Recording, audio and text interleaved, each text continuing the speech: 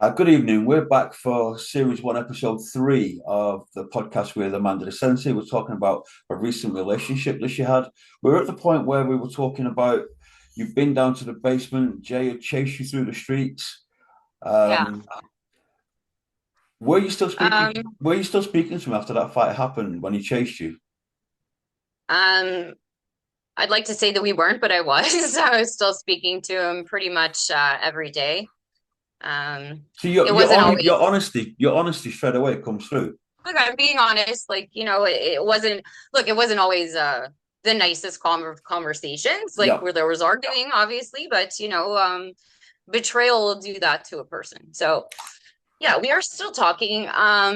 But I'd say within a few months, I was talking to him while he was at work, and he told me to Uh-huh. go online.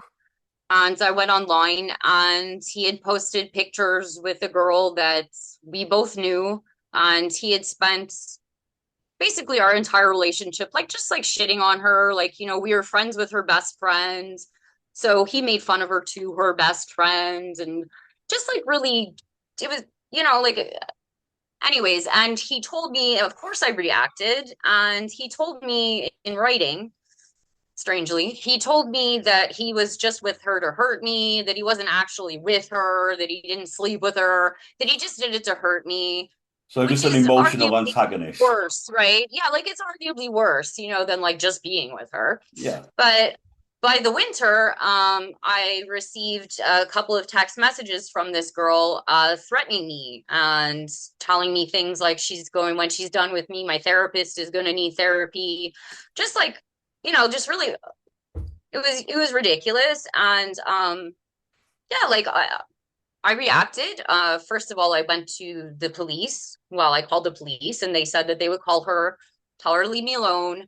And I sent her a response to each message, so Yeah. a handful of messages. And yeah, like I echoed the sentiment, like leave me alone. This whatever Jay's telling you, whatever you're like, leave me alone. Like, we at one point we were good. We're not good. That's fine. We don't have to be friends. Leave me alone and whatever. And I told her, like, like, why don't you ask your best friend what he's doing to you, what he did to me? Like, but Yeah. if that's what you want, fine, just leave me alone. Yeah. Did anybody else intervene on your behalf other than the police? Yeah, absolutely. I'm blessed that even during this chaos, I have people that, you know, um, Joey called him, messaged him, because I mean they had a relationship before this. Like it was betraying to Joey too. And Joey Yeah. Joey urged him, he's like, look, for once, like be a man, do the right thing. Tell this girl to leave Amanda alone. That, like this is because of you. Like this isn't because of her.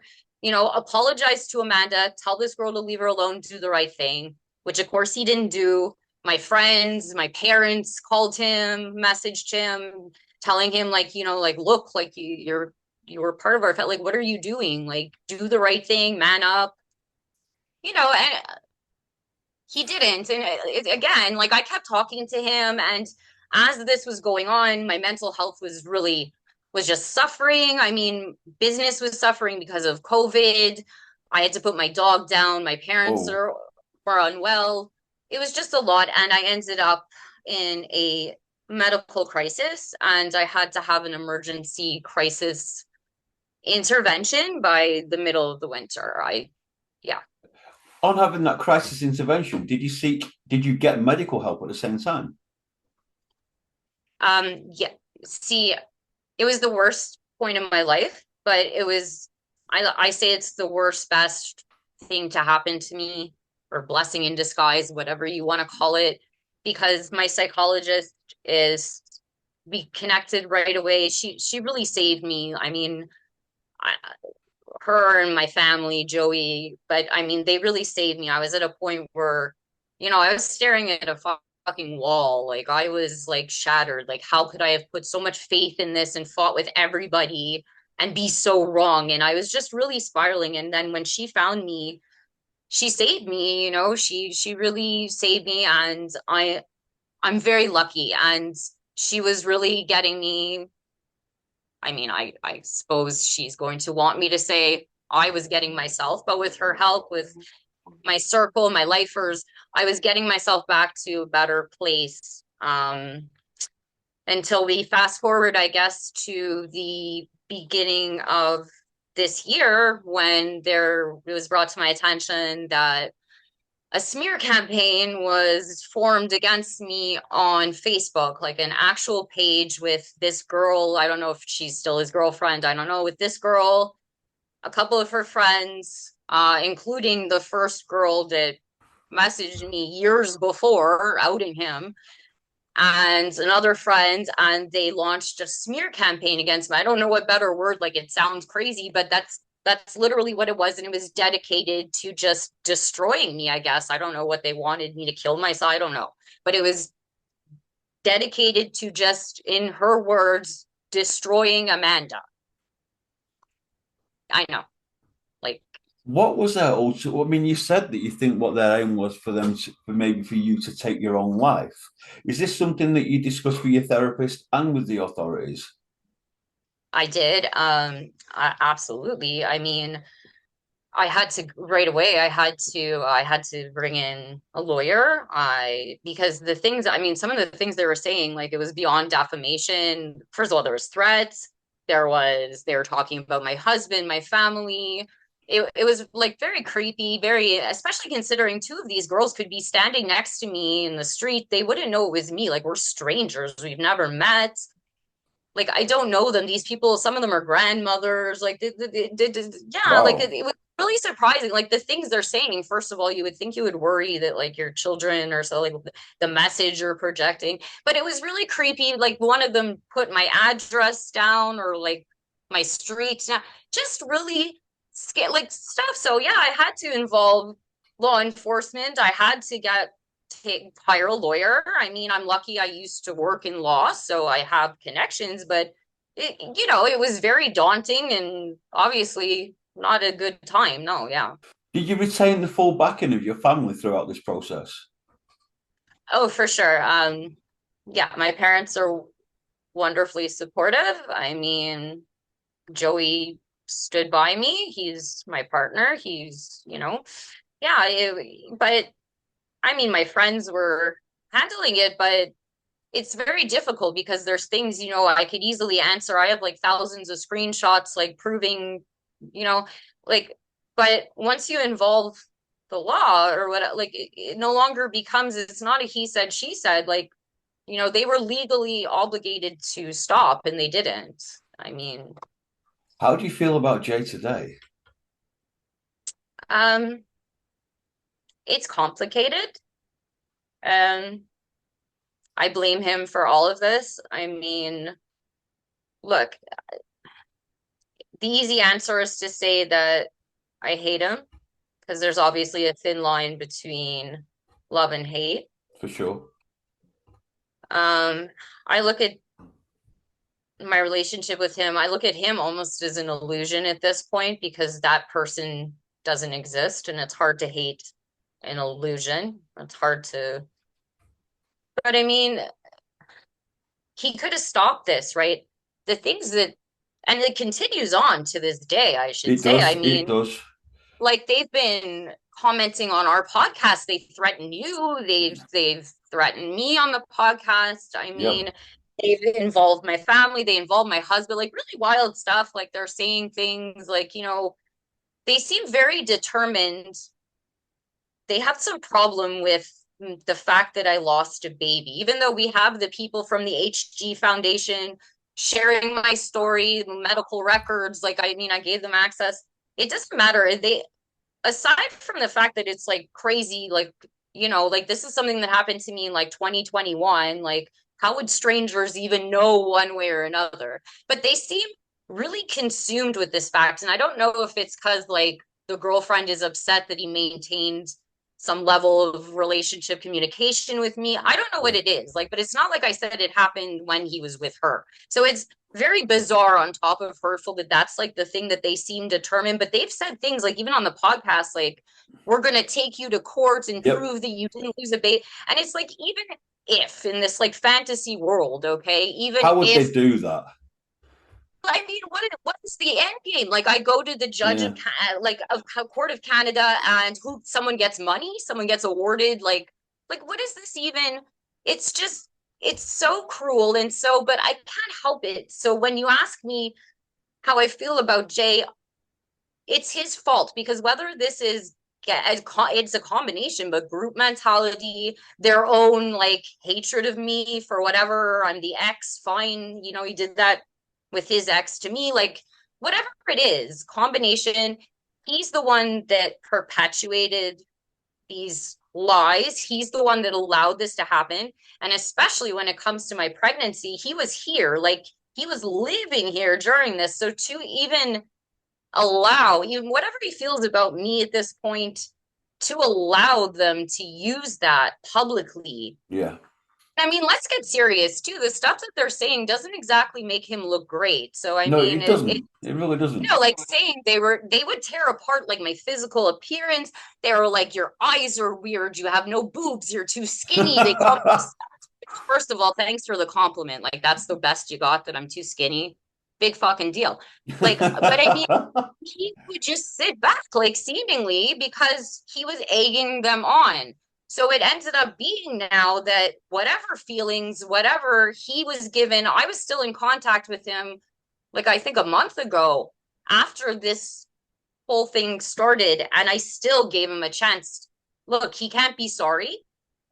He could have shock therapy and be a brand new person, but he can never be sorry. There's no taking it back. But he No, could do the right thing. yeah, He for could sure. tell the truth, and he could tell them to leave me alone. But he still chose to not even do that.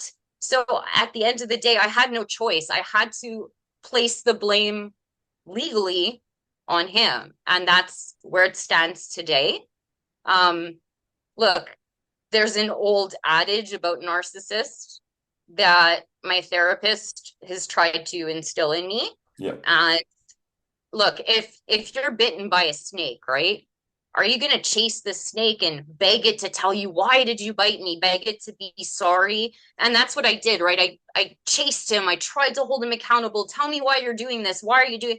No, that's not what you do. What you do is you cut the head off of the fucking snake and you agreed. set yourself free. And that's what I had to do. And I took a lot of people, including you, to help me get to this place. But that's where I am today. And that's basically the best I can explain how I feel about Jay today. And look, I still don't believe that everything happens for a reason. I don't like that saying, because if I were to believe that everything happens for a reason, it's accepting blame, like somehow I brought this on myself, like somehow I chose poorly. And I don't believe that, but I believe that a smart person can find reason in why things happen to them, and they can use that reason to find purpose and move forward with purpose. And that's what I'm so grateful that you are helping me get to that place. You're And welcome. I just want to, I'm sorry, I just want to move forward without constantly wondering, why did I do this? Why did I allow this to happen to myself? And I just want to move forward in a better place, surrounded by love and kindness, projecting love and kindness, and moving forward with purpose. At this point, I'd like to say that we've got a guest coming on next week, a lady from Wales called Pretty Alam. And people that thinking that this scenario and your what's happened to you in your life is unique.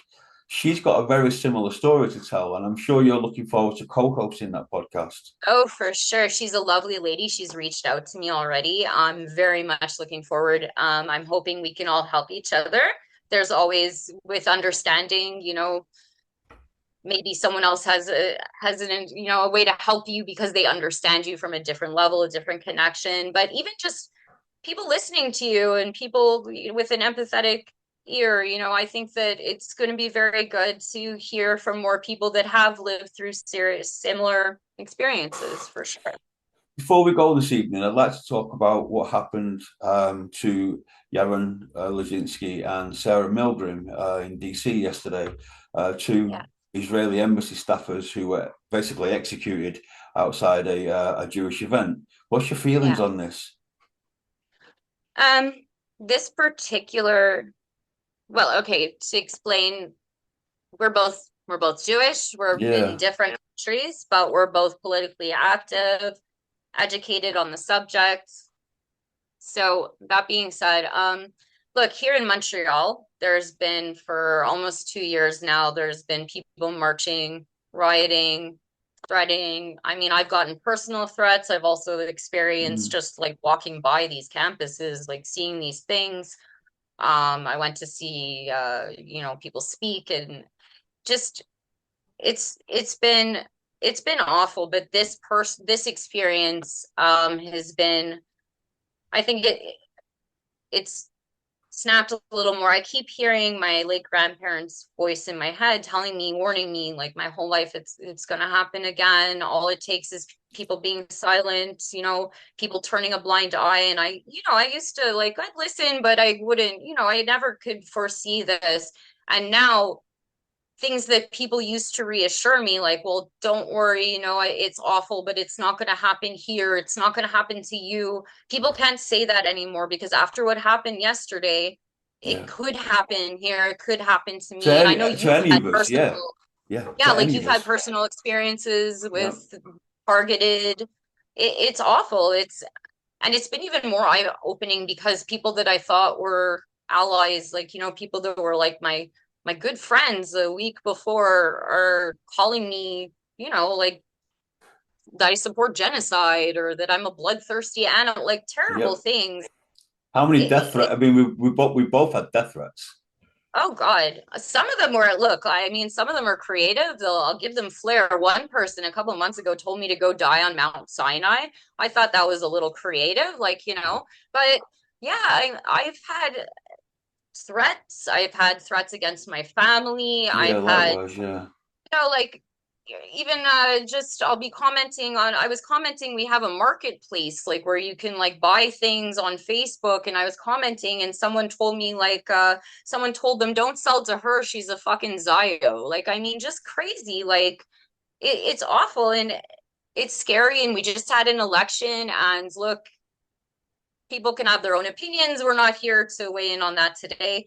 But the problem is that the opposition, which I activated for, I was a part, like they are the people that were the most vocal in protecting the Jewish people, defending Israel. And now our prime minister, yes, he issued a statement, but it Yeah. was 12 hours after, and it was after he's already basically given fuel to this fire, and it's sending, I don't feel safe anymore. I don't feel safe, and it's awful. And I think what happened in Washington really just Hit the reaffirmed nail on the that. head. Yeah. Yeah. Thank you Yeah. very much for your time. It's been a pleasure talking to you. Yeah. I'll Have see a you nice next evening. week. Bye.